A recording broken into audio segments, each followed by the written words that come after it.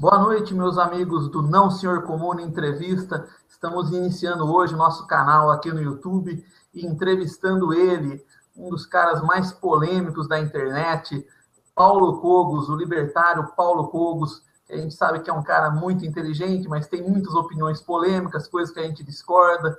Mas, enfim, Paulo Cogos, se apresente aí pra gente, fala a sua idade, o que você faz da vida, você está estudando, trabalhando, conta aí pra gente. Boa noite, Evandro. Boa noite a todos os telespectadores. Meu nome é Paulo Cogos, eu sou um libertário anarcocapitalista. Gosto muito de discutir política. Eu estou terminando a administração no INSPER. Não gosto muito do curso, mas você sempre aprende alguma coisa. Eu trabalho nas empresas da família, Dermocosméticos Lígia Cogos. E o que eu quero mesmo é fazer uma coisa que o Gary North disse. O Gary North disse que nós temos duas missões na vida. Uma é o ganha-pão. Talvez seja esses trabalhos. A outra é um calling, é uma missão maior. E eu tomei para mim mesmo a missão de divulgar a liberdade, os ideais libertários, que é a abolição do Estado e o respeito aos direitos naturais individuais. E tendo isso em mente, eu fui estudar a Escola Austríaca de Economia, que é uma coisa que eu adoro, mas infelizmente no Brasil e no mundo, as faculdades de economia ensinam vertentes matemáticas, que são pseudociências. Então eu acabei virando um autodidata nessa área. E aqui estamos, né, Evandro? E o que é ser um libertário para você, Cogos? Explica para a gente melhor. Tem gente que não conhece muito o que quer dizer essa palavra. O que é ser um libertário? Um libertário é você ser contra a iniciação de agressão. É só isso, é simples assim. Isso não significa que nós somos pacifistas. Eu admito a agressão defensiva, mas não a agressão ofensiva. Então, simplesmente você não pode agredir o direito de autopropriedade, direito ao próprio corpo, e tudo aquilo que decorre desse direito, como o direito à propriedade. Eu tenho por base essa definição lockeana de autopropriedade e a apropriação original de tudo aquilo que não tem dono e tudo aquilo que você adquire de maneira honesta, de maneira legítima, através das trocas voluntárias, não através de coerção. Então, o libertário é isso. Se uma pessoa defende, por algum motivo, a iniciação de agressão de forma sistemática e institucionalizada contra inocentes, essa pessoa não pode se dizer um libertário. Então, uma pessoa que defende o Estado mínimo não é um libertário. E deixa eu perguntar para você, Cogos. Explica primeiro aí para o pessoal o que é o PNA, o princípio da não agressão. O princípio da não agressão é um princípio que norteia a ética. O estudo daquilo que é justo. Qual deve ser a linha guia normativa, como dizia Herbert Spencer. E o princípio da não agressão diz que tudo aquilo que é ético deve ter por base o PNA, a não agressão contra inocentes. O que é uma agressão está sujeito a debates, mas deve ser baseada na autopropriedade. Porém, nenhuma ação humana deve violar o princípio da não agressão se ela quiser ser considerada ética. Se ela viola o princípio da não agressão, ela não é justa, ela não é ética, ela sai dessa linha. Deixa eu te perguntar, para você o PNA é absoluto ou você acredita que nem todo princípio é absoluto? Você acha que o PNA tem que ser um norte que tem que ser sempre seguido à risca ou você acha que em determinadas situações o PNA tem que ser deixado de lado? O Michael Sandel, que é um professor que ensina ética, ele tem inclusive um curso em Harvard chamado Justiça, ele pergunta o que deve ser feito sob a ótica da justiça. Eu tenho uma visão kantiana quanto a isso. Se é um princípio, ele é absoluto. O PNA, portanto, é absoluto, ele nunca deve ser violado, e se você violar, você não está sendo justo nem ético. Eu mesmo violaria o PNA, eu já violei o PNA algumas vezes, mas isso é um julgamento moral pessoal. Eu achei que naquelas circunstâncias era bom, era moral violar o PNA. Mas tem um autor chamado Heinrich Hohme que ele diz o seguinte: aquilo que é bom fazer não necessariamente coincide com aquilo que é justo fazer. O PNA nos diz o que é justo, o que é ético. Agora, pode ser que você, do seu ponto de vista moral, no seu julgamento moral pessoal, considere bom fazer algo injusto. Mas o fato é que é injusto. Violar o PNA é necessariamente antiético. Então, por exemplo, o furto famélico, por exemplo, ele certamente viola o PNA, né? Porque ele atenta contra o direito de propriedade de alguém. Você é contra ou a favor, por exemplo, o furto famélico? Eu sou contra, é injusto, é antiético. Você acha que o cara deve morrer de fome? Se eu tivesse passando fome, morrendo de fome, eu iria furtar comida, sim. Eu não iria roubar, não iria falar, passa comida aí. Mas eu iria furtar, óbvio. Talvez eu chegasse até o ponto de roubar. Mas o fato é que isso é injusto. Isso é injusto com a vítima. Imagina se você também está passando fome e eu furto a sua comida. Então, as instituições, o que as instituições devem fazer? Elas devem ter um parâmetro normativo. E o único parâmetro normativo racional e que pode ser aplicado universalmente dentro da ótica kantiana, de imperativo categórico, é o PNA. Então, o furto famélico, ele pode até ser justificado moralmente, mas as instituições têm o dever de punir esse ato. Agora, se eu fosse furtado por alguém, e o cara roubou porque estava morrendo de fome, eu até posso perdoar o cara, mas isso é uma decisão pessoal. Beleza, então vamos para também não entrar nesse... Também não vamos começar a justificar o furto, também que não é muito legal, né? A gente não justificar um furto. Mas vamos para um outro exemplo, por exemplo. Num mundo em que tudo fosse propriedade de alguém, ou seja, num mundo libertário em que não existisse Estado. Como viveriam, onde viveriam pessoas sem propriedade nenhuma? Essa pergunta é interessante porque ela mostra os paradigmas que norteiam o pensamento atual da humanidade. Então, as pessoas costumam pensar que existem coisas que não são propriedade privada, porque elas pertencem ao Estado. Na verdade, essas coisas ditas públicas pertencem ao Estado. Elas são propriedade, pelo menos no que diz respeito ao controle, dos membros do Estado. A pergunta é se essa propriedade é legítima ou não. E no caso do Estado, não, porque o Estado não produziu nada, ele não adquiriu essa propriedade de maneira legítima, ele não foi o primeiro apropriador de maneira justa, ele não comprou aquilo de ninguém, ele não ganhou aquilo de presente de ninguém. Ele ou tomou por decreto, como o Tratado de Tordesilhas, tudo que está a leste dessa linha imaginária é meu, ou ele pegou na porrada. Então, no mundo libertário, a diferença é que todas as propriedades tenderiam a ser legítimas. Seria muito raro haver alguma propriedade roubada. Eu entendi o seu raciocínio, Augusto. Mas a minha dúvida é, por exemplo, num mundo com o Estado, por exemplo, um mendigo poderia morar no banco da praça. O Estado não vai tocar ele do banco da praça. Num mundo em que tudo fosse propriedade privada de alguém, onde moraria esse mendigo? Bom, a primeira coisa que esse mendigo teria é a propriedade inviolável sobre o próprio corpo. Existiriam várias instituições de caridade, como já existem, que dariam abrigo para esses mendigos. A Igreja Católica, por exemplo, e outras denominações e outras religiões, o judaísmo, dão abrigo para pessoas extremamente carentes. Não precisa nem ser religioso, existem várias ONGs, existem várias instituições de caridade que fazem isso. Qualquer trabalho que esse mendigo fizesse, por mínimo que seja, mesmo dentro dessas instituições de caridade, já poderia dar-lhe alguma renda. Então, no mundo anarcocapitalista, a dinâmica do mercado desimpedido tornaria a coisa muito mais fácil para que as pessoas pudessem arranjar algum trabalho, alguma forma de se encaixar no sistema produtivo. E se por acaso elas fossem totalmente inválidas e não se encaixassem em sistema produtivo nenhum, ainda haveria caridade, que seria muito maior do que hoje. Porque hoje as pessoas têm aquele viés de que o Estado vai fazer alguma coisa para essas pessoas, e não faz, porque o Estado é ineficiente, o Estado não é benevolente. E no mundo anarcocapitalista, o simples fato de você me fazer essa pergunta demonstra que existe essa preocupação. Na ausência do Estado e desse viés, essa preocupação só aumentaria, o que tornaria a vida mais fácil para quem é inválido. Deixa eu perguntar mais uma coisa. Por exemplo, num mundo em que tudo fosse propriedade de alguém, inclusive certas riquezas naturais, como, por exemplo, as praias, né? Vamos imaginar que Copacabana fosse privatizada, fosse uma propriedade privada de alguém. E o dono de Copacabana, um podre milionário, ele não queria abrir aquilo lá para visitação. Você acha legal, tipo, uma riqueza natural que é um recurso escasso, é um bem limitado, só existe uma praia de Copacabana, ela só poder ser usufruída por uma pessoa, só pelo proprietário, por exemplo? O que você acha a respeito disso? Se esse proprietário foi o primeiro a se apropriar daquela praia e fazer uso econômico dela, ou seja, fazer aquilo que lhe gera alguma utilidade, usando... Só te interrompendo. No mundo libertário, vamos partir a partir de hoje. A partir de hoje foi denominado Ancapistão e não... O Ancapistão, vamos para deixar claro para quem não conhece, Ancapistão seria um mundo libertário, o anarcocapitalismo. Aliás, faça primeiro, o que existe diferença entre libertário e anarcocapitalista? Sim, existe. O libertarianismo é uma corrente ética.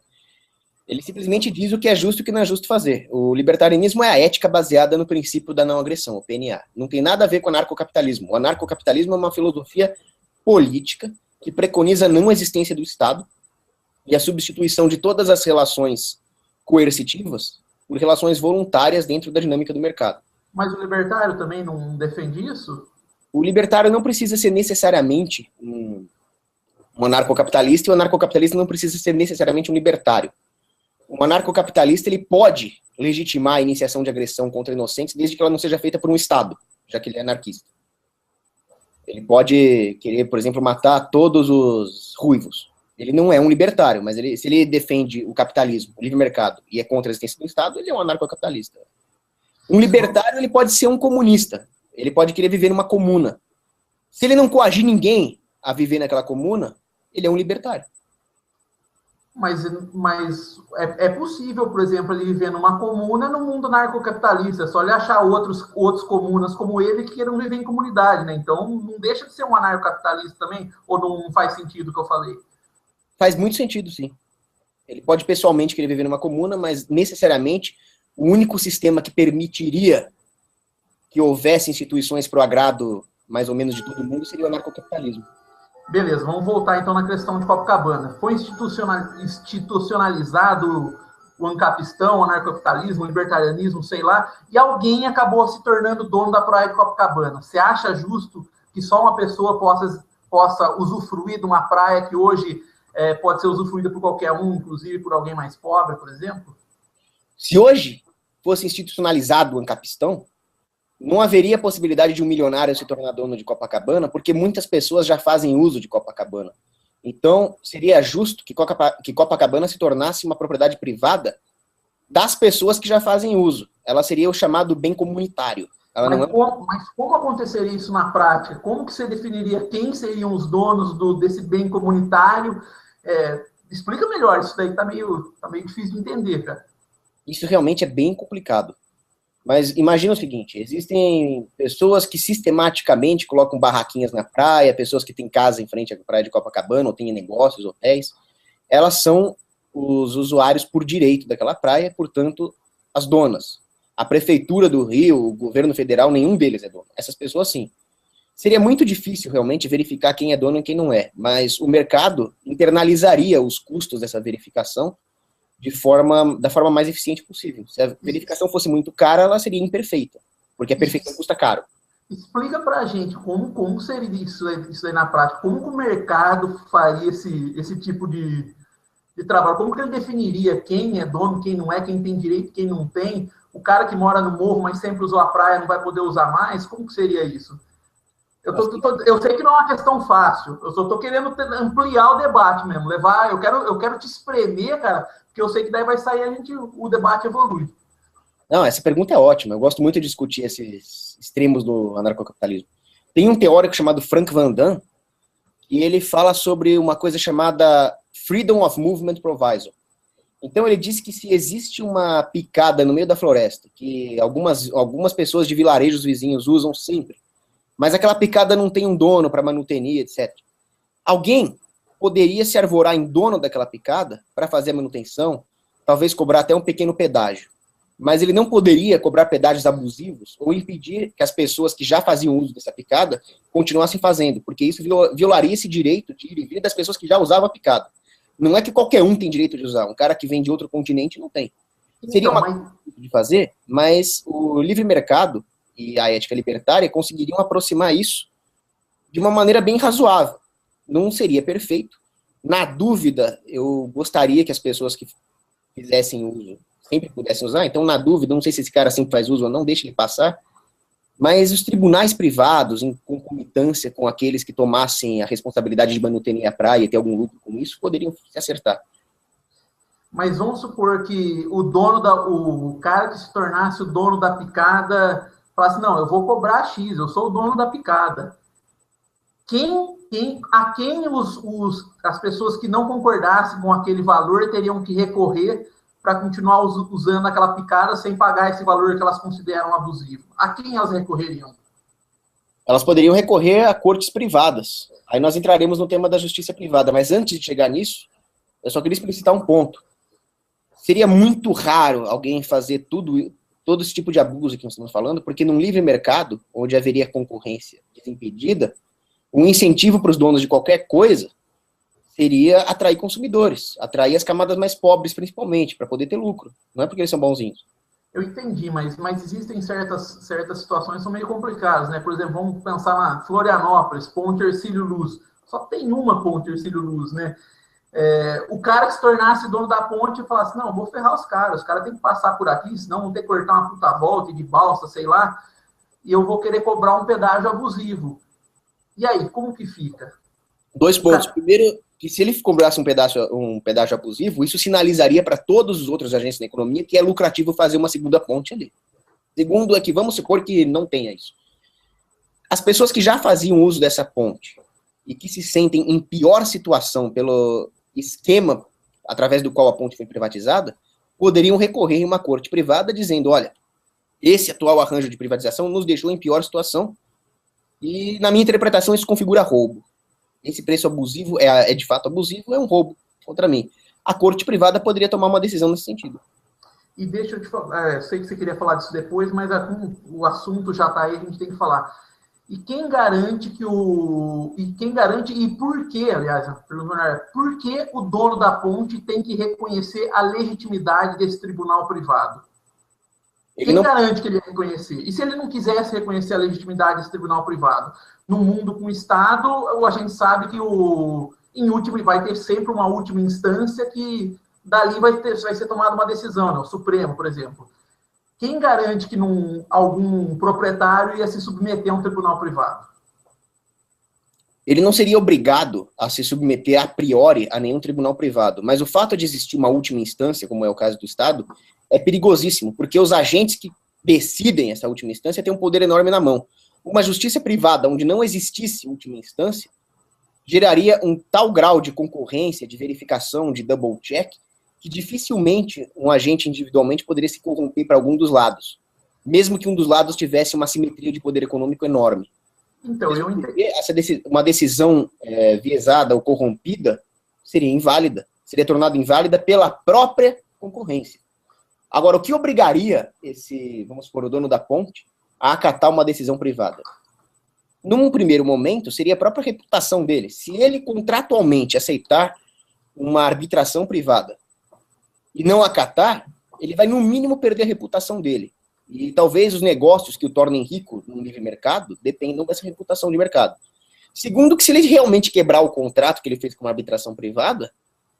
Não, mas vamos supor que ele não fez contrato nenhum com a arbitração privada. Ele simplesmente é dono, não fez contrato nenhum. Ele não concorda com o tribunal privado. Ele não reconhece a legitimidade dele. E aí, como que fica? Vamos supor que os tribunais privados concordassem entre si que o que ele fez configura roubo. Que ele está roubando as pessoas que previamente faziam uso daquela ponte. Então, ele é um ladrão. Ele vai, muito provavelmente, recorrer a algum tribunal que ele mesmo contrate, porque se ele é um ladrão, seria legítimo usar de força contra ele. Obrigá-lo a deixar as pessoas passarem na ponte, sendo que elas já faziam esse uso. Se ele não quer, ele vai provavelmente contratar um tribunal dele. Se ele vai contratar um tribunal com algum respeito no mercado de serviços judiciários, provavelmente esse tribunal teria contratos prévios com arbitradores privados. Então, ele vai, de alguma forma ou de outra, ter que acatar a decisão desses arbitradores privados. Pode existir conflito, problemas sérios? Pode, mas é muito raro que isso aconteça. Existem até exemplos históricos de como que sistemas de justiça descentralizados diminuem a chance de conflito. Bom, vamos avançar aí. Ô, Cogos, vamos pensar numa situação X. As ruas são privatizadas. Então, aí numa rua de 3 quilômetros de rua, cada um seria responsável pela manutenção do asfalto na frente da sua casa? Como que seria isso daí? Não, dificilmente o mercado resultaria em um arranjo ineficiente onde eu tivesse que me responsabilizar pela manutenção de um pedaço de asfalto. O que existiria seriam arranjos de coordenação e cooperação entre as pessoas para um determinado bem da economia. Então, eu poderia ter uma taxa voluntária que eu pago junto com meus vizinhos para manter a rua minimamente decente. Então, nós contratamos uma administradora da rua para manter a rua decente. Se ela estiver cobrando muito caro ou fizer um serviço ruim, a associação de moradores contrata outra. Então, mas aí se menor for, mais eficiente vai ser. Então, mas você está pensando num mundo em que todo mundo é tipo um condomínio, que é um contrato antes do cara ir morar lá, ele já assina e já sabe as regras. Vamos pensar assim numa rua já existente, foi institucionalizado um capistão. Um determinado morador que nunca, que não paga IPTU, sei lá, que não tem interesse nenhum em manter a rua em boas condições, ele não paga a manutenção da rua, da frente da casa dele. O que acontece? Como que funciona? Os outros moradores vão ter que bancar isso daí? Como que seria isso daí? Sim, ele não pagaria e ficaria por isso mesmo. Só que é de interesse das pessoas que a rua seja manutenida, porque elas mesmas circulam por lá. Então nós vemos vários casos de prefeituras que não cuidam das ruas, e não é para cuidar mesmo, a prefeitura não tem que fazer nada, ela tem que só assumir do mapa, e os moradores assumem isso. Eu já vi várias, se você colocar aí no Google, procurar sites de portais de notícia, aí você vai ver moradores reparam buracos na rua, mutirão de moradores colocam sinalização nas ruas. É da natureza humana fazer isso. O problema do free rider é o menor dos problemas. Um arranjo coercitivo monopolista é muito pior que isso. Agora, se o cara não contribui com nada, ele vai ser o pária da sociedade. Ninguém pode usar de força contra esse homem. Mas imagina como é que vai ficar a situação dele. Todo mundo vai olhar torto para ele não vai fechar negócio com ninguém, vai ficar desconfortável. As pessoas têm uma necessidade de pertencimento. Muito provavelmente, numa sociedade anarcocapitalista, a moralidade tenderia a gerar um senso comunitário maior. Muito maior do que hoje. Eu não sei o nome dos meus vizinhos, eu só sei o nome da filha de um dos vizinhos porque ela é bem gatinha. Os outros eu não sei. Agora, numa sociedade anarquista, onde surgiria a possibilidade desse tipo de arranjo, o senso comunitário seria maior. Vai ter problema? Claro que vai. Engana-se aquele que acha que o anarcocapitalismo é utópico. Ele está longe de ser utópico. Ele só é ético, mais nada.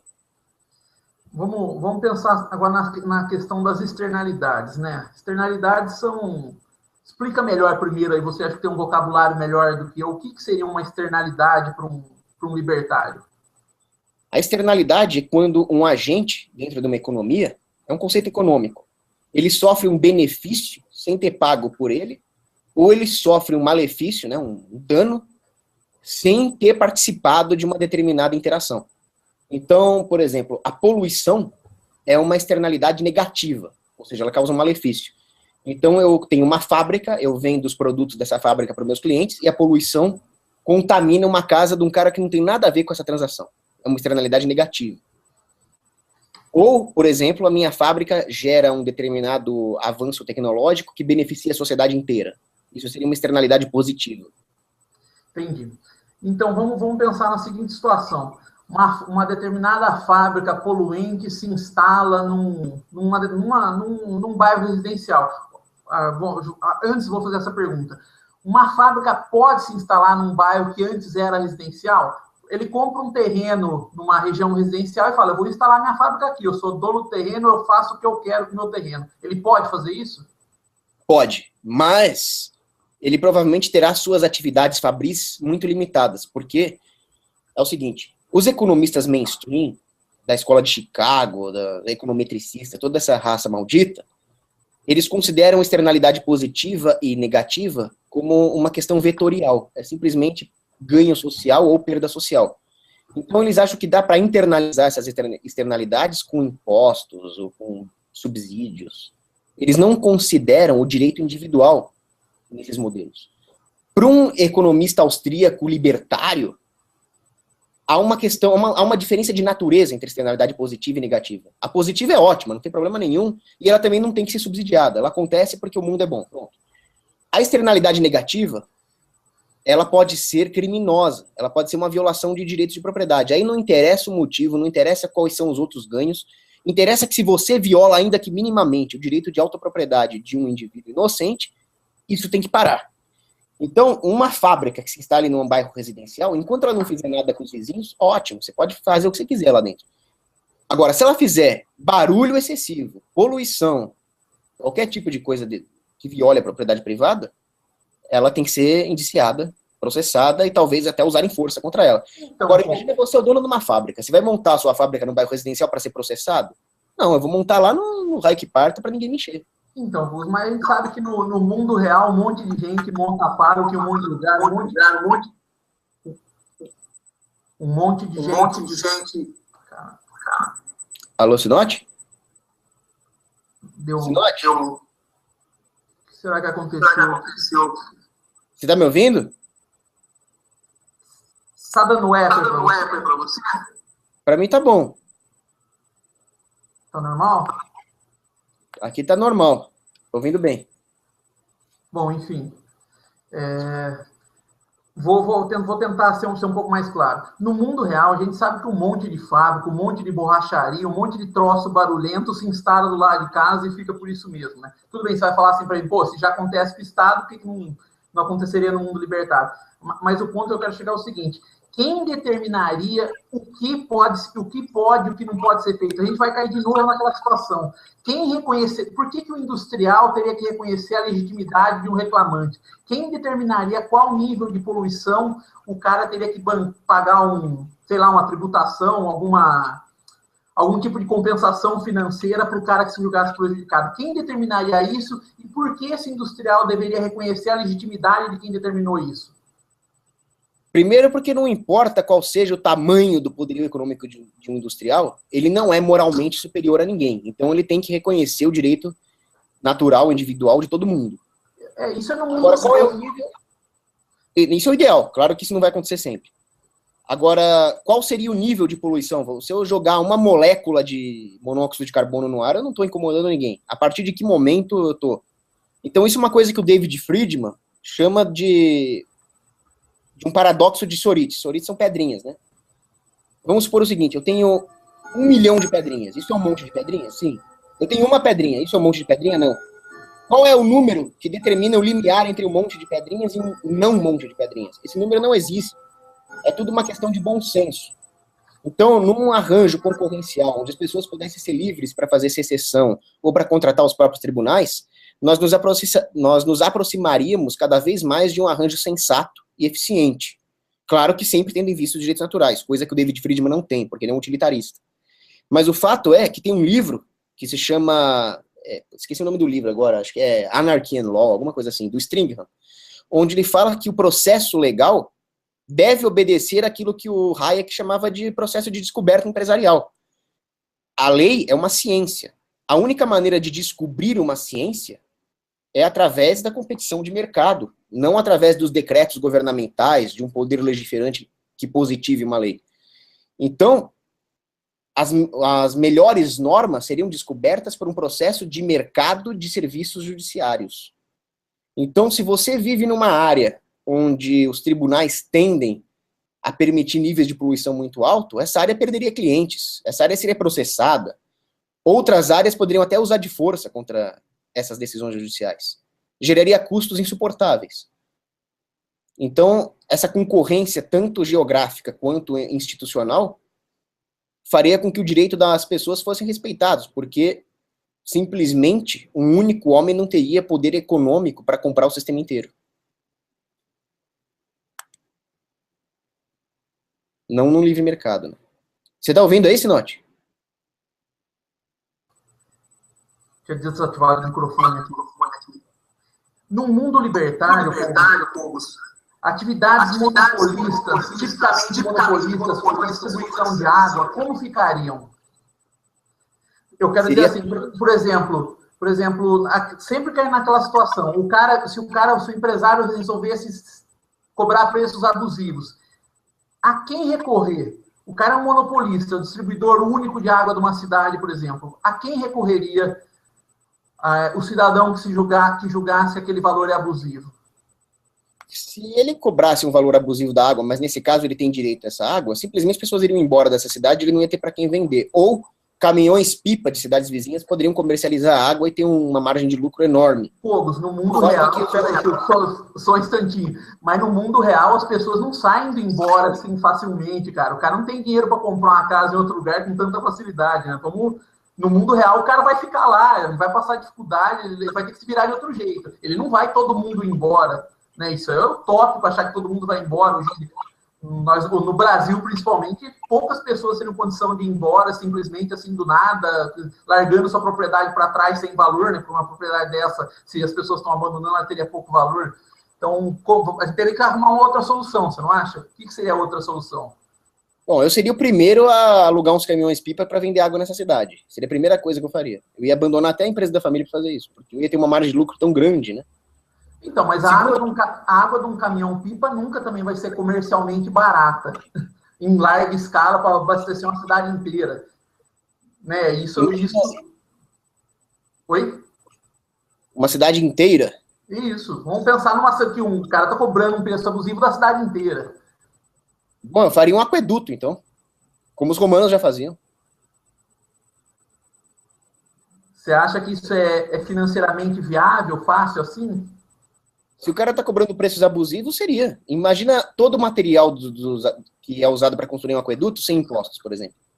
Já que não tem governo. Eu ia lucrar horrores. Agora, se o cara é dono da única reserva hídrica da cidade, seria muito perigoso morar nessa cidade sem fazer um contrato com esse cara. Existiriam formas contratuais de evitar preços abusivos? Então vamos. Beleza, acho que esse tipo de tópico aí a gente já dá para avançar, acho que já deu para a galera ter uma noção do que pensa um libertário, né? Acho que você já explicou mais ou menos, explicou bem para a galera. Só fazer mais um ponto histórico, para as pessoas não acharem que eu estou viajando na maionese, muita gente acha isso. Na cidade de Baltimore, chegaram a existir mais ou menos 7, 8, não vou lembrar o número exato, companhias de distribuição de gás, que hoje os economistas mainstream consideram como um monopólio natural. Mas naquela época, existiam várias empresas concorrendo em utilidades públicas, desde esgoto, distribuição de água até gás. Deixa o mercado fluir. Beleza. Vamos voltar agora um pouco para o PNA, para a questão do princípio. Você é a favor da liberação das drogas? Claro, 100%. Todas as drogas sem regulação e sem imposto. Deixa eu perguntar, todo libertário, por definição, é a favor da liberação das drogas? Sim, porque se ele for a favor de proibir as drogas, ele está agindo de forma coercitiva, ele está impedindo a pessoa de fazer uso de uma substância que ela quer usar, ou impedindo alguém de vender um produto que essa pessoa quer consumir. Então não existe libertário a favor de proibir ou regular a droga, senão ele não é um libertário. Então, vamos pensar no seguinte, né? Voltando para o assunto do PNA, né? Se um princípio tem que ser relativizado ou se ele tem que ser sempre seguido à risca, né? Se o PNA tem que ser seguido à risca. É uma situação hipotética, idiota, mas eu gostaria de perguntar para ver assim, se um libertário pode se portar como um conservador, por exemplo. Se você soubesse, claro que a questão é hipotética, mas se você soubesse que num mundo libertário, em que se liberassem as drogas, o mundo inteiro viraria uma imensa cracolândia, todas as ruas seriam como uma cracolândia, não teria mais segurança, todo mundo... Você entendeu o que eu quero dizer, né? Então, aquela situação em que a gente sabe que um viciado é muito mais propenso ao roubo do que um não viciado. Vamos imaginar que o mundo inteiro virasse uma imensa cracolândia.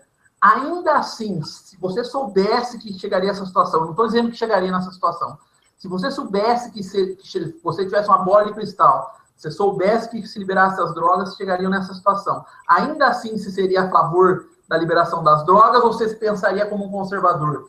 Não, peraí, eu já tenho o mundo como está, que está bom, eu sou um libertário, mas se eu sei que a situação vai piorar, se eu seguir os meus princípios, eu vou ir contra os meus princípios. Eu gostaria só de saber, é uma dúvida besta que eu tenho. É uma dúvida muito boa. E existem libertários que vão fugir da resposta. Existem libertários que não têm coragem de ser libertários de verdade, então eles vão falar o seguinte: o libertarianismo só se aplica em situações da vida real, isso que você está falando é ficção científica. Realmente, isso que você está falando é ficção científica. As drogas já foram liberadas e não aconteceu cracolândia nenhuma. Mas, se acontecesse, eu continuaria sendo a favor de liberar as drogas porque eu não estou nem aí para as consequências. Eu sou um libertário deontológico. Eu acredito no direito natural e essa é a minha linha guia normativa. Então, eu seria a favor de liberar, sim. Se o anarcocapitalismo causasse pobreza, regresso tecnológico, guerra, eu continuaria sendo a favor porque eu sou libertário. Acabou. Tipo assim, eu já ouvi você falando que você é um anarco-conservador, tá correto ou não? Sim. Corretíssimo. O que tem de conservador nessa postura sua de saber que vai dar merda e ainda assim querer que dê merda? Nenhum conservador faria isso. Eu não quero que dê merda. Inclusive, eu sou moralmente... Você entendeu o que eu quero dizer. Se você tivesse a bola de cristal, você falou que mesmo assim você ia dar merda. Nenhum conservador de verdade, se soubesse que tal mudança daria merda, um conservador aprovaria essa mudança. Você entendeu? Eu tô querendo levar o debate para um lado hipotético, que provavelmente não conheço, mas para saber se você pode realmente ser chamado de um conservador. Um conservador de verdade não iria para um lugar que vai dar merda. Ele vai valorizar o que nos trouxe até aqui, as tradições, né? Como diria Burke, né? As tradições não têm nada de sagrado, mas elas são resultado da experiência humana e foram que nos trouxeram até aqui. Por isso que elas devem ser preservadas. Você acha que você pode ser chamado de conservador com esse pensamento seu, que sabendo que vai dar merda, mesmo assim eu acredito no PNA e vambora, e foda-se se der merda, foda-se se o mundo acabar? Mas esse é exatamente o ponto. Aí que tá. Eu não quero que dê merda, porque eu sou um conservador. Eu acredito em algumas tradições, não todas. Burke estava certo em muitas coisas. Eu acredito numa moralidade conservadora que levaria a humanidade a um patamar mais sofisticado. Agora, o fato é que essa minha posição é a essência do conservadorismo, porque o conservadorismo verdadeiro, ele rejeita a engenharia social. Tem um filósofo conservador australiano, David Stove, que ele fala o seguinte: o mundo é complexo demais para alguém querer consertá-lo, melhorá-lo, otimizá-lo, usando engenharia social. É laissez-faire mesmo. Então, se vai dar merda liberar droga, eu simplesmente procuraria juntar os meus semelhantes e montar uma sociedade mais moral. Mas eu jamais iria usar de coerção e engenharia social para impor um projeto em cima daqueles que querem se acabar nas drogas, embora eu seja moralmente contra. Essa é a essência do conservadorismo. Isso está, inclusive, na Bíblia. Apocalipse 22:11, está lá. Deixe quem é injusto fazer besteira, continuar fazendo besteira. Quem é mundano, continue na impureza. E quem é justo, que se firme na prática da justiça. Então eu iria para o meu canto e os drogados lá iriam para o deles. E isso o libertarianismo permite. O libertarianismo permite que você escolha o canto onde você quer viver e lá seja deixado em paz e você vai pagar pelos seus erros e vai colher os frutos dos seus acertos. Só isso. Isso é conservadorismo. E ele coincide com a anarquia, porque a anarquia rejeita qualquer projeto utópico, qualquer projeto de engenharia social, que é a essência da política. Beleza. Acho que você deixou sua posição já clara. Cobos, vamos pensar numa situação, voltando de novo para os assuntos acabam se entrelaçando. Uma situação de um crime de difícil investigação, feito contra um pobre, por exemplo. Um mendigo é assassinado. Um crime sem testemunha, não existe Estado para tentar apurar aquele crime. Quem ia se interessar por apurar aquele crime?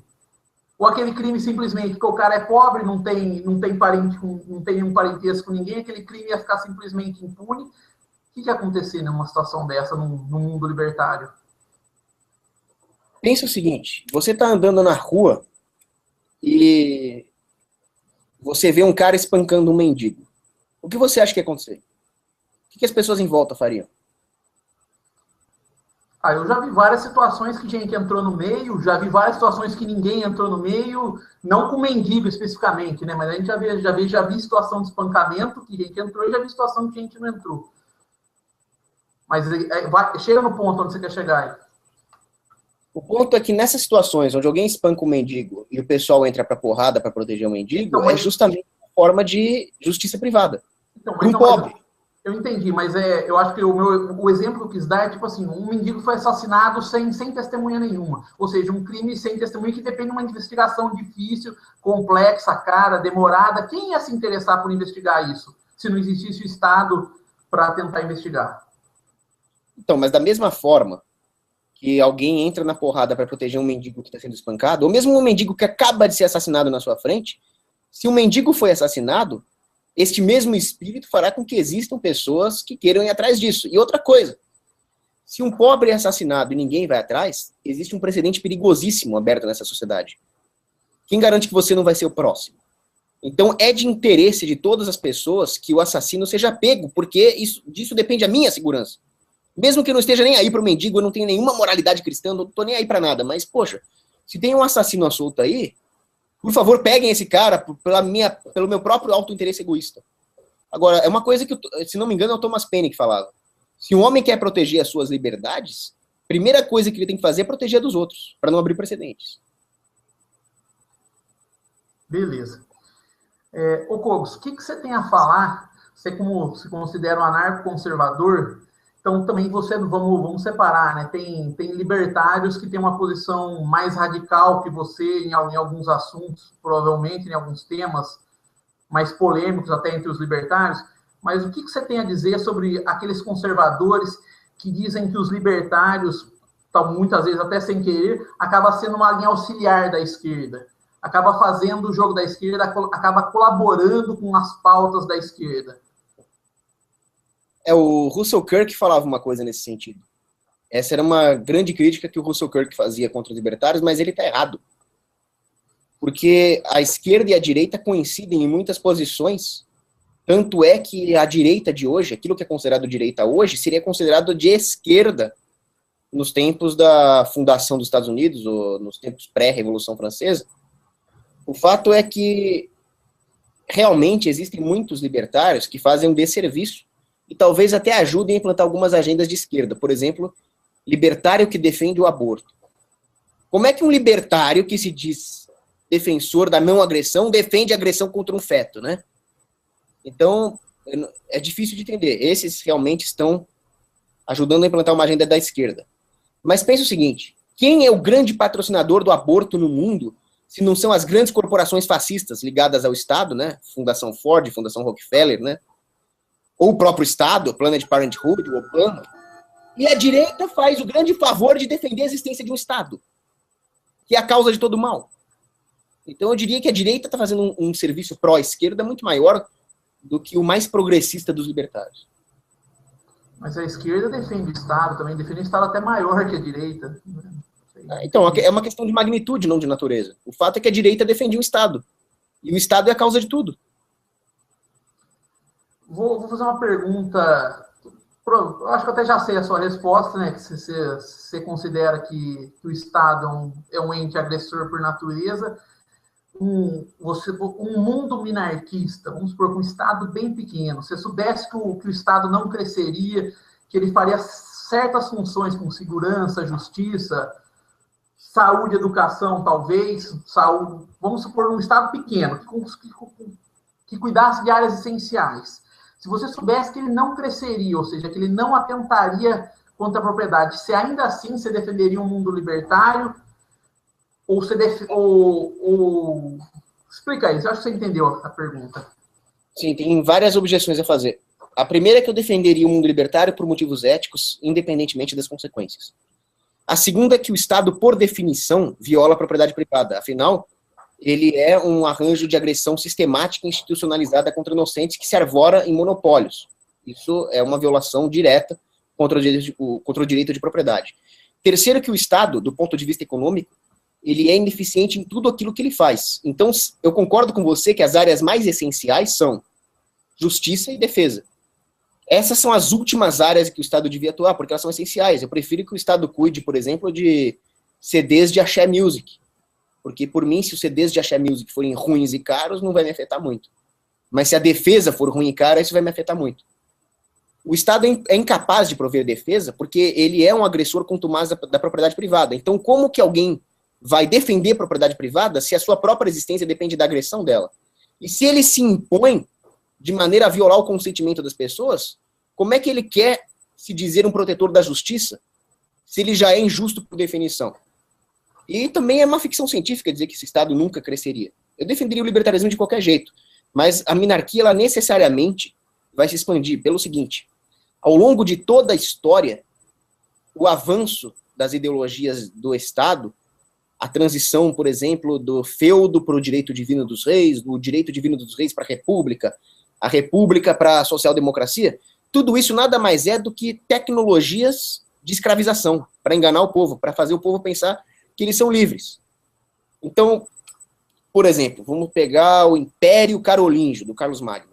Aquilo estava colapsando, porque ele não podia mais exigir a obediência dos reis locais, sem que os reis locais ficassem indignados com tamanha violação. Então foi preciso avançar a ideologia do Estado para que ele tivesse alguma legitimação perante a sociedade. Nesse avanço, ele necessariamente vai expandir, porque ele vai fazer com que os indivíduos percam a noção de que eles estão sendo escravizados. Isso é democracia, por exemplo. A pessoa acha que é livre, porque a cada 4 anos ela vai lá apertar um botãozinho naquela urna nojenta ela é uma em 200 milhões, ela aperta aquele botãozinho que já está previamente estabelecido por milhões de doação em campanha, e ela acha que é livre. Se nós vivêssemos na Idade Média, qualquer um que fosse imperador do tamanho de um território como o Brasil seria decapitado. Só a democracia permite uma barbaridade dessa. Agora, você pega os Estados Unidos, por exemplo, quando ele surgiu, ele poderia até ser considerado uma monarquia. Só que ele já entrou mais pesado do que o próprio reinado do Jorge III. Por exemplo, a carga tributária do Jorge III, da Inglaterra, contra os americanos, era coisa de 1%. Assim que teve a independência americana, aquilo foi para coisa de 3%.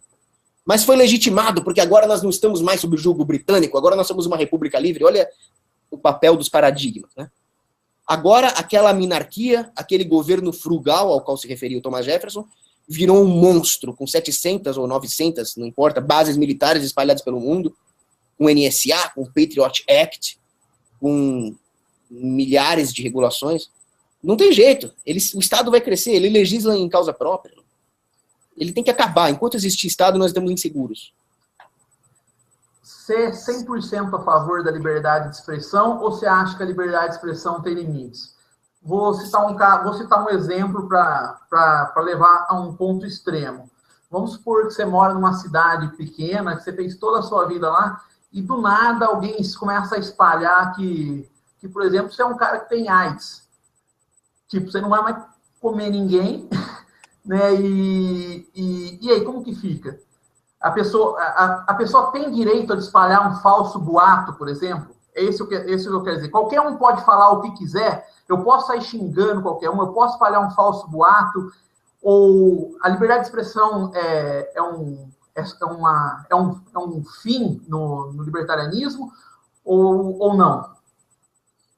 Eu sempre falo que se houver algum limite para a liberdade de expressão, ela não é mais uma liberdade de expressão, ela é uma concessão de expressão. Então, ou ela é ilimitada ou você não tem liberdade. Porque a única razão de ser da liberdade de expressão é proteger o discurso que te desagrada, proteger o discurso que você não gosta. Não, beleza. Se fosse para falar o seguinte, o Paulo Cogos é um cara legal. Não, beleza, mas aí você está falando em questão de opinião, né? Questão de opinião. Paulo Cogos, o diferente é você espalhar uma mentira, um boato falso, mentiroso. Uma pessoa tem o direito de espalhar um boato falso e mentiroso e não sofrer nenhum tipo de sanção por causa disso? Sim, ela tem todo esse direito. Inclusive, a reputação das pessoas, como disse o Walter Block, está muito mais protegida no mundo assim do que no mundo onde não existe essa liberdade de expressão. Porque no momento em que é proibido espalhar boatos falsos, qualquer boato falso legitimado pelas ineficientes instituições jurídicas do Estado seria tido como lei. Agora, no mundo onde cada um pode falar qualquer coisa, a veracidade dos fatos vai depender de uma comprovação científica maior, vai depender, inclusive, de cada um preservar a sua própria reputação como afirmador de coisas. E se eu espalhar boatos falsos, eu vou perder essa minha reputação. Eu vou ser... Eu entendi. Você está indo por um lado, mas por outro lado, por exemplo, o fato de ter algum tipo de sanção prevista não inibe alguém de espalhar um boato falso extremo. Eu falei que tem um caso extremo, mas a gente poderia pensar num comerciante, vamos pensar num dono de pastelaria estabelecida, alguém sai espalhando que o cara vende pastel com carne de cachorro, por exemplo, e o cara sai no megafone falando, aqui eu comi, aqui eu vi um cara matando um cachorro e botando a carne de cachorro no pastel. E o cara falando no megafone na frente da pastelaria, não vai entrar ninguém na pastelaria. Eu estou citando um caso, eu sempre levo um exemplo extremo para saber se mesmo assim você acha que o cara deve ter o direito de não sofrer nenhuma sanção. Mesmo assim, ele deve ter esse direito. A única coisa que ele não pode fazer, mas aí já sai do escopo da liberdade de expressão, é fraudar ou fazer uma denunciação caluniosa. Porque aí não é mais... Mas os exemplos que eu estou te falando são denúncias caluniosas. Não. Existe uma diferença entre a calúnia e a denunciação caluniosa. Por exemplo, se alguém falar o seguinte... Mas, Cogos, aí você está... Não, continua, mas você está indo... Eu vou deixar você concluir, mas você está indo para um termo técnico. O que importa é que é uma mentira e que vai afetar negativamente a vida do acusado ilegitimamente. Mas você não é dono da sua reputação. Você tem influência sobre a sua reputação, mas você não pode... Você não é dono daquilo que as pessoas pensam de você. Então, eu posso chegar para alguém e falar, o livro do Sinote não presta. Eu tenho direito... Peraí, agora eu não posso perder essa oportunidade, galera. Eu estou lançando esse livro, não, senhor Comuna. O Cogos caiu na besteira de tocar no assunto do livro, e eu não vou perder essa oportunidade, não. Não, senhor Comuna, Guia para Desmascarados, Falácias Esquerdistas. O livro é muito bom, a galera que tá com receio de achar que o livro é um livro meio fraquinho, o livro é bem embasado teoricamente, a galera que está lendo tá tendo esse tipo de pensamento. Então, está aí à venda na Livraria Cultura, entra no site da Livraria Cultura, que vocês compram por R$ 39,90. Tem 23 falácias esquerdistas desmascaradas aqui. Mas conclua, Cogos. Desculpa te interromper, mas eu não podia perder a oportunidade. Não, e só para falar, o livro do Sinote é muito bom e eu recomendo, ele é bem aprofundado, sim. Agora, no meu exemplo, eu estou falando que ele é ruim. Tá? É um exemplo hipotético. Porque, de fato, nesse caso, você não está falando porque eu não toquei nesse assunto da liberdade de expressão no livro. Isso aqui eu só estou tocando no debate. Não, eu sei, mas no debate, vamos supor que eu chegue para alguém, o seu livro é bom, mas vamos supor que eu chegue para alguém e fale que o livro é ruim. Eu tenho direito. Isso vai te prejudicar? Vai te prejudicar. Mas você não é dono das pessoas. Então, mas aí é uma questão de opinião. Se achar bom ou ruim, eu achei que o pastel de carne é bom ou ruim, eu achei que aquele cara é ruim, que aquele cara é uma má pessoa, é um mau empresário, ou um bom empresário, isso aí não afeta, é uma questão de opinião. É diferente você espalhar um falso boato, né? Que não é uma questão de opinião. Você afirmar um fato que não é uma verdade, você entendeu? Tem uma diferença, né? Sim, nesse caso, mas eu não estou violando a sua propriedade. O fato é que no mundo onde fosse liberado falar tudo, quem é que me daria crédito? E mesmo que eu fosse uma pessoa com crédito, o primeiro que usasse da verdadeira ciência para desmascarar o que eu falei, causaria muito mais dano a mim que espalhou um falso boato do que a você. Então, no mundo desse, existiriam várias formas de compensar essa total liberação, porque as pessoas iam estar mais preocupadas com a verificação real dos boatos do que simplesmente aceitar esses boatos. Então, no mundo onde fosse permitido espalhar falsos boatos, o próprio conceito de boato perderia o seu valor. Agora, aquela questão técnica da diferença entre calúnia e denunciação caluniosa é importante para o debate pelo seguinte, é uma questão de direitos individuais. Se alguém falar, Paulo Cogos é um ladrão, pode falar. Agora, se alguém chegar para a polícia e falar, ó, prende o Cogos porque ele é um ladrão, ele, com base numa mentira, está incitando que eu seja preso. E me prender, sendo que sou inocente, é um crime. Por isso que a denunciação caluniosa é crime e a calúnia não. Deixa eu pensar, vamos pensar num caso, voltando, né? Como eu disse, os assuntos se entrelaçam. Você não acha que num mundo ANCAP a lei do mais forte ia vigorar? Vou pensar num caso extremo. Um morro no Rio, por exemplo. Você pode me falar assim, pô, muito morro no Rio já é dominado pelo tráfico, alguma coisa assim. Mas a gente sabe que se a polícia quiser hoje, com a estrutura que a polícia tem, ela desmonta qualquer morro que ela quiser. Se ela falar assim, pô, eu vou desmontar o tráfico desse morro, eu vou instalar um OPP, eu vou fazer um trabalho aqui que não vai sobrar traficante nenhum. Não vai sobrar traficante nenhum. Não tem nenhuma área no Brasil que se a polícia falar assim, não, eu vou querer resolver esse problema dessa área específica, pelo menos, ela consegue resolver. Num mundo ANCAP, não correria o risco de uma milícia dominar uma região de uma tal forma que o cidadão comum ele não teria a quem recorrer? Sinote, eu vou te contar um segredo. Nós estamos vivendo na lei do mais forte. Os Estados Unidos têm 12 porta-aviões nucleares, Nimitz e Gerald Ford. A União Soviética tem os cruzadores da classe Kirov, os bombardeiros. Nós já estamos na lei do mais forte. Nós temos que tirar da nossa cabeça o paradigma de que o Estado é alguma coisa moralmente superior ao resto da humanidade. O Estado é um bandido extremamente bem armado e que, por hora, está dominando tudo. Bem-vindo ao mundo da lei do mais forte. E o pior, nós estamos numa situação pior do que se nós estivéssemos numa selva onde um cara fortão sai espancando todo mundo. Porque esse cara fortão não teria essa legitimação psicossocial causada pelo paradigma do estatismo. Então nós estamos piores. O caso que você citou, do morro, da polícia. Por que a polícia vai lá desmontar o morro? Por que o BOPE não chega lá e mata todo mundo?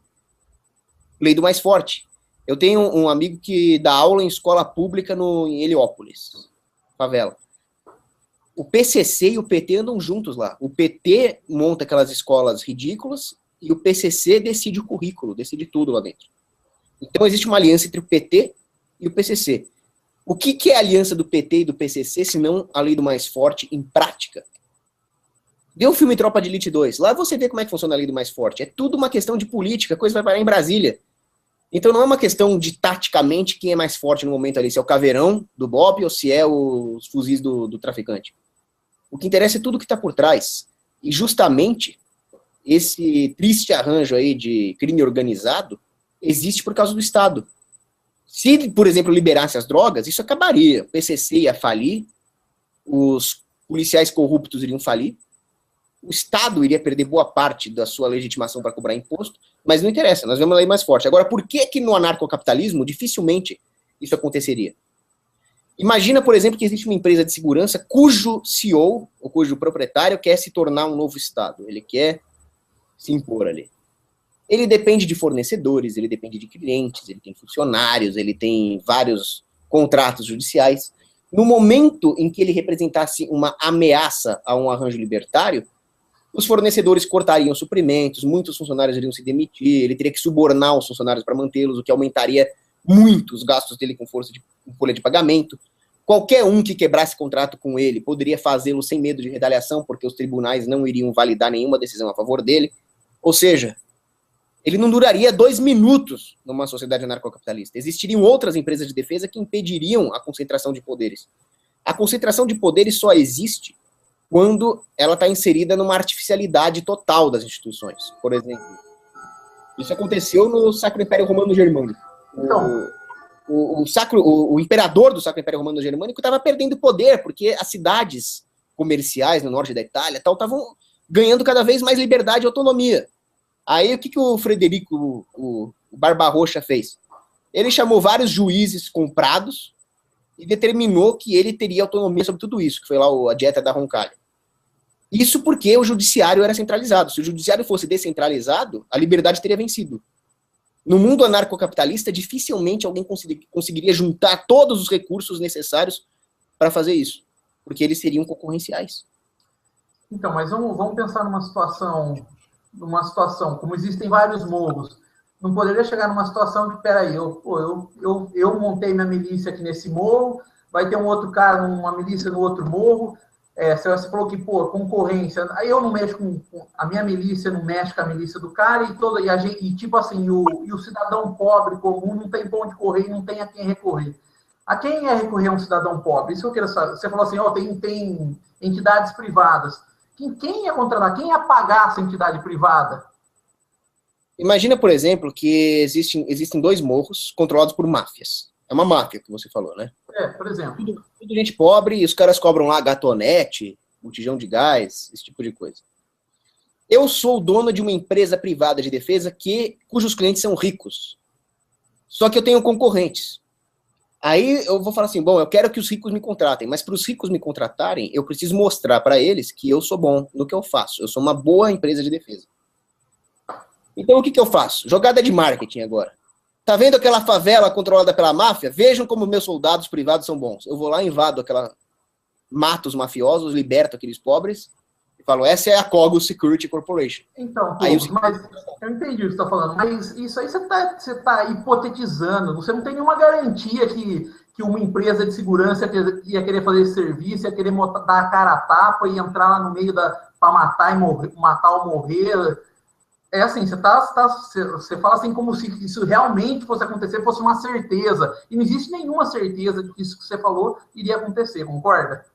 Concordo. Certeza é só a salvação em Jesus Cristo. O resto é incerto.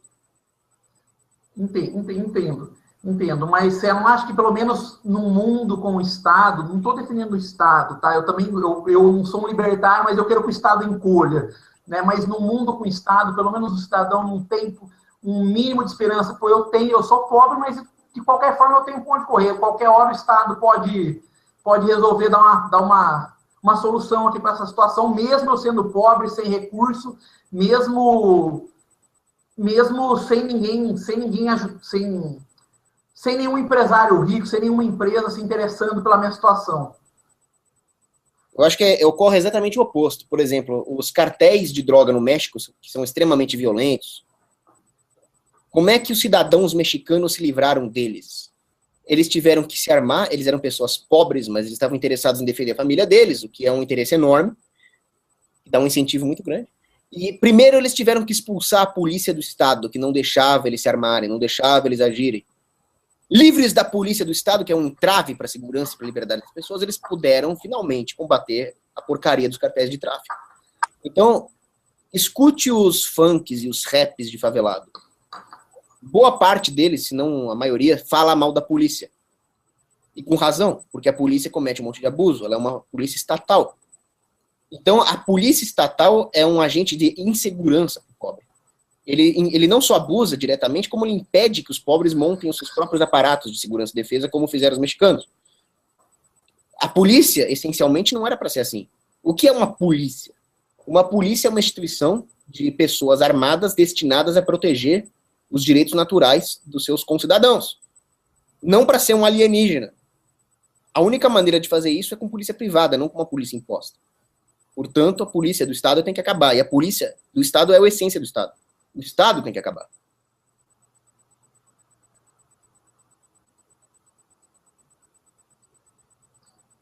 Voltando aqui, deu uma interferência aqui. Ô, Cogos, vamos pensar numa situação agora, vamos pro lado da saúde. Eu também acho que como os recursos são... Pode falar do que eu estou ouvindo aqui, só vou abrir a janela. Como os recursos são escassos, os recursos destinados à saúde, na minha opinião, eles deveriam ser destinados principalmente a situações mais graves, que o cidadão não conseguisse se virar sozinho. Por exemplo, fazer uma consulta, provavelmente o cidadão, mesmo sendo pobre, ele teria que pagar, ou se não tivesse dinheiro para pagar, ele teria que ter um tipo de... ter que ficar com débito com o Estado e ter que acertar depois, mas enfim, vamos pensar numa situação de uma doença grave, por exemplo, um câncer, um tratamento de AIDS, tratamentos caros. Sem a existência de um SUS, que queira ou não queira, por mais que funcione mal, tipo assim, o cara ainda pensa, pô, eu posso ficar com uma doença grave e ainda tem uma esperança, sei lá, de entrar na justiça, ou entrar com uma liminar e obrigar o Estado a fornecer o medicamento para mim. Você não acha que isso daí, pelo menos, dá uma esperança pro cara, que, por exemplo, você vai falar assim, pô, mas no mercado privado o cara poderia depender da caridade. Pô, você imagine você doente, precisando do remédio daí 24, 36 horas, quem que ia se virar para arrumar esse medicamento para você? Você não acha que, pelo menos em casos de doenças graves, por exemplo, o SUS não faz um trabalho que dificilmente o mercado vai querer suprir? Bancar um tratamento caro com uma situação emergencial, por exemplo? Note, eu concordaria com você se eu fosse dono de uma funerária ou de uma empresa de caixão, bem egoísta. Porque aí eu ia querer que todo mundo fosse pro SUS mesmo, eu ia ficar podre de rico. Eu ia vender caixão pra caramba.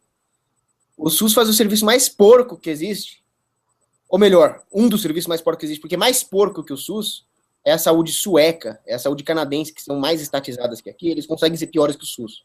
Ou a medicina cubana, que realmente é a pior do mundo. Quanto mais socializada for a medicina, pior. O que você está falando é o seguinte, primeiro que a Igreja Católica, outras igrejas, as famílias, as comunidades fortes, os filantropos, fazem esse serviço de caridade e muito bem feito. Existem várias instituições para isso. Quanto mais livre for o mercado, mais surgiriam. E não precisa nem contar com a caridade. Se o cara é pobre, muito pobre, ele poderia participar, por exemplo, de um consórcio de saúde, ou ele poderia fazer um seguro. Quanto mais livre fosse o mercado, mais barato seria esse seguro-saúde, e tendo a responsabilidade de arcar com esses custos, ele teria todos os incentivos, por exemplo, para cuidar da própria saúde. Se o Estado vai fornecer as coisas de graça para ele, o Estado vai taxar quem é saudável e subsidiar quem não cuidou da própria saúde. Ou seja, nós teríamos uma sociedade indo cada vez mais para a doença. Ou seja, todo o sistema de saúde ia ficar cada vez mais caro, sistematicamente. Num arranjo desse tipo, como as pessoas vão estar cuidando melhor da sua saúde, os seguros-saúde ficariam muito mais baratos. Então, um cara extremamente pobre poderia pagar um seguro desse, fazer parte de um consórcio, pagando muito pouco, e caso ele adoecesse, os seguros iam cobrir gastos enormes para ele. Eu sei, mas você está chegando, você fala um cara extremamente pobre, tem como pagar. Tem cara que é tão pobre, o cara não tem dinheiro nem para comida, velho. Então não é bem por aí, né? Você não acha que então, nem nessa situação extrema, você não acha que é válido algum sistema de saúde pública, algum tipo de assistência para um doente de uma enfermidade grave? Nem assim você não é favorável. Você acha que aquele cara que está ali moribundo lá tal, que não consegue nem se levantar da cama, ele tem que dar um jeito de arrumar alguém que faça a caridade, que banque o tratamento dele? com essa dialética, soaria estranho, mas é isso. Agora, se você tá tão preocupado com ele, e eu também tô, vamos pegar o nosso dinheiro e dar para o médico. Ao invés de pegar o nosso dinheiro, dar para o Estado, aí o ministro vai passar para o subministro, vai passar para o do sub até chegar no médico. Até aí, 80% dessa verba já ficou na mão desses burocratas parasitas malditos. De maneira ineficiente, de maneira fora do mercado. Ou seja, que tipo de doença vai ser atendida? Como é que um burocrata vai avaliar a urgência de cada atendimento, a urgência de cada caso? Não vai. A única maneira de fazer isso é cientificamente no mercado, com os médicos, com os cientistas, que seriam diretamente subsidiadas por aqueles interessados. Ou o pobre faz um seguro, e esse seguro tenderia a ficar mais barato à medida que mais pessoas aderissem, ou a caridade faz isso, controlando diretamente esses médicos cientistas para compatibilizar o uso dessa verba com os casos mais graves, coisa que um burocrata não consegue fazer. Então, mas você citou os casos dos planos de saúde, né? A gente sabe que plano de saúde é louco para na hora que o cara mais precisa, o plano de saúde simplesmente negar assistência para o cara. E esse cara tendo o Estado, ele pode recorrer ao Estado, enfim, e tentar obrigar, via liminar, o Estado a fornecer aquele determinado serviço. Não corre o risco, porque você está confiando muito na bondade do mercado, não sei o quê. Às vezes o cara vai preferir, vamos pensar num empresário que tem que pagar um tratamento de R$1 milhão para um paciente. Às vezes ele vai preferir ficar com uma certa má fama, tal, que às vezes nem vai ser tão má fama assim, porque às vezes o cara morre de uma hora para outra aí, do que prestar o atendimento. Você não acha que esse cara vai ficar desassistido? Ou você vai voltar no assunto dos tribunais privados, tal, que eu vou voltar também na mesma situação, quem diria que o plano de saúde vai reconhecer a legitimidade daquele tribunal privado? A gente sabe que no mundo real está cheio de plano de saúde negando tratamento, mesmo com a existência do Estado. Você acha que sem a existência do Estado, que queira ou não queira, tem algum modus de coerção maior, provavelmente, do que uma entidade privada, que o plano de saúde em tese, não é obrigado a reconhecer a legitimidade dela? O que você diz a respeito disso? A frase que os planos de saúde negam assistência mesmo com o Estado está errada. Os planos de saúde negam assistência por causa do Estado. Não, isso aí você está achando que você está falando que o empresário sempre é bonzinho. Pô, também trabalho no comércio, não tem nada contra o empresário. Mas a gente sabe que, pô, se o empresário, uma hora ou outra, tem muito, não todos os empresários, mas muito empresário está cagando, se um pouquinho da reputação dele vai para o saco, está cheio de processo. O PROCON, eu acho que o que o PROCON é mais acionado é contra plano de saúde. Ou seja, se fosse assim, a reputação desses planos era para ter ido para o saco. Ela vai para o saco, mas as pessoas continuam precisando dela, porque, como você disse, a saúde do Estado é deficitária. Então, mas sem um Estado para tentar coibir, pelo menos um pouco dessa ação dos planos de saúde, você não acha que corre o risco de, pô, eu pago um plano de saúde, mas na hora que eu preciso, o plano de saúde deixa na mão e não tem para onde correr? Note, é exatamente o contrário. Ninguém está falando que o empresário é bonzinho. Bom era Jesus Cristo. Tá cheio, o empresário pode ser um monstro. Eu sou empresário e eu tenho um lado muito podre também. Só que é o seguinte, para o governo interessa o quê? Acumular poder. Como é que ele acumula poder? Fazendo os cidadãos pensarem que ele é necessário para algumas áreas, por exemplo, saúde. Então ele oferece saúde pública, que é um lixo, serve para matar as pessoas. Aí as pessoas vão falar, saúde pública é um lixo, vamos para os planos privados que vão concorrer por um serviço melhor. O que o Estado faz para evitar essa fuga e continuar fazendo com que as pessoas achem ele legítimo? Regulam os planos de saúde, tornam tudo mais caro. Bom, aí o empresário fala, bom, já estou sendo regulado pelo Estado, então eu vou ser um FDP mesmo, pronto. Então, essa negligência dos planos de saúde é explicada em boa parte pelo aumento da regulação estatal dos planos de saúde. Tem um livro que fala sobre isso, eu esqueci o nome do autor, chama Morte da Medicina. Eu até comprei para o meu pai, que é médico, ele concordou com tudo. Agora, o cara está desassistido. Os primeiros grandes hospitais foram feitos pela igreja, com base em caridade. Agora, não vamos falar de caridade, eu sei que você não gosta. Vamos pensar o seguinte, você tem uma faculdade de medicina. Essa faculdade de medicina precisa de capital.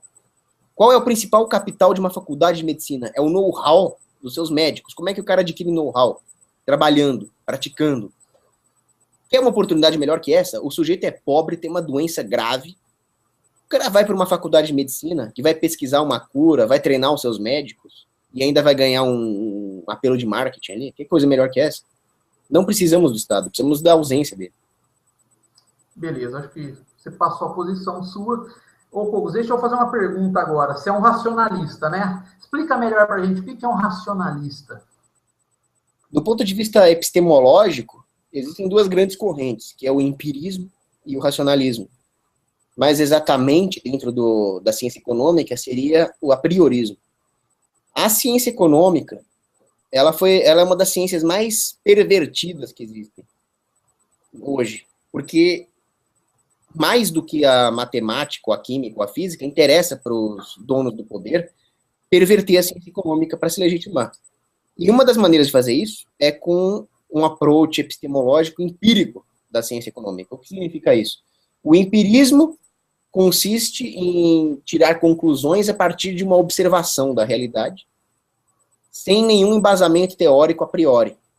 E é isso que se faz em economia. As pessoas medem alguns parâmetros, os econometricistas adoram fazer isso. Vamos ver como é que está aí o desemprego, PIB, inflação, e aí eles atribuem as causas. Mas qual é a base teórica para isso? Nenhuma. Eles simplesmente manipulam e torturam os dados da maneira que eles bem entenderem e tiram qualquer conclusão, desde Keynes até Piketty. O que um economista austríaco faz? Ele procura usar a lógica para ver se essas conclusões fazem sentido ou não. Existe um meio termo entre o total empirismo e o total apriorismo, que seria, por exemplo, acatos, coisas desse tipo. Mas na ciência econômica, a ciência econômica é, por natureza, priorística. Ela é um estudo lógico da ação humana. O fato de que o homem age, e é impossível negar que o homem age, porque se você negar que o homem age, você está agindo, negar é uma ação. Quais são as consequências lógicas disso? Aí a economia austríaca, que é a priorística, vai tirando as suas conclusões. Bom, a consequência é a utilidade marginal decrescente, com base em algumas outras premissas tiradas de outros campos da ciência, nós podemos dizer que o salário mínimo causa desemprego, necessariamente, os monopólios necessariamente vão ser ineficientes, e assim você constrói esse arcabouço teórico sólido necessário para se ter uma compreensão do mundo. Porque no empirismo puro, nós estamos limitados pelos nossos sentidos. Quem diz que os nossos sentidos estão dando uma imagem correta da realidade? Não necessariamente. Nós estamos limitados pela nossa racionalidade, o mundo é complexo demais para que simplesmente observando alguns fatos nós consigamos estabelecer todas as causalidades. Por exemplo, vamos supor que o governo aumente o salário mínimo e o desemprego caia. O empirista diria, olha aí, o aumento do salário mínimo diminui o desemprego. Mentira. O desemprego deve ter caído por outros fatores, coisa que só um apriorista vai conseguir explicar. Beleza, acho que a gente está finalizando aí o Hangout, né? Já estamos com mais de 1 hora de Hangout. Queria deixar aí você passar a sua mensagem final aí, Cogos. Fala aí o que você quiser aí, fica à vontade. Bom, primeira coisa, eu queria agradecer a oportunidade da entrevista. Eu sei que você tem um outro posicionamento político, Estado mínimo, mas eu achei muito interessante você trazer pessoas de várias vertentes para o seu Hangout, o que enriquece o debate. Afinal, é desse debate de ideias que surge a luz. É assim que funcionavam as universidades medievais e é assim que deveria ser. Então, parabéns por essa iniciativa. O que eu gostaria de dizer é uma frase de São João Crisóstomo. O desejo de governar é a mãe de todas as heresias. Não queiram governar. Deixe as pessoas em paz e assim você vai ser deixado em paz também. E se os homens e mulheres forem livres para agir, eles procurarão se coordenar para um bem maior mesmo. Não que eu dê alguma importância para um bem maior a priori, eu prefiro a ética, mas o fato é que se houver esta ética, os homens vão buscar uma maneira de chegar a um bem maior. É isso. Beleza, Cogos. Eu agradeço muito aí você ter aceitado o meu convite, participar desse Hangout. Lembrando a galera aí, não Senhor Comuna, nas livrarias, na cultura principalmente, né? Tem certas livrarias que não estão acreditando no potencial do meu livro. Então, das redes, acho que só a Livraria Cultura. Enfim, não Senhor Comuna Entrevista, finaliza a sua primeira entrevista. Se a galera gostou, provavelmente eu vou continuar. Se eu sentir que a galera achou uma bosta, provavelmente esse vai ser o primeiro e o último. Mas pela qualidade do entrevistado, eu achei que foi uma entrevista legal, sim. O entrevistador gagueja um pouco, não é muito minha praia. Eu acho que eu prefiro ser entrevistado do que entrevistado. Apesar de não ser bom nem fazer nenhuma coisa nem outra. Mas, enfim, pela qualidade do Cogos, a gente reconhece que, por mais que eu divirja em um outro aspecto que ele, e tem muita coisa que aparentemente parece que eu divirjo muito dele, mas eu simplesmente queria expandir o debate mesmo. e por isso que eu fiz alguns questionamentos. Mas eu agradeço o Fogos, é um cara polêmico, mas a gente reconhece que ele é um cara muito inteligente, se expressa muito bem. Valeu, galera. Um abraço aí para todo mundo. Abraço, Fogos. Tchau, tchau. Obrigado, Sinote. Valeu.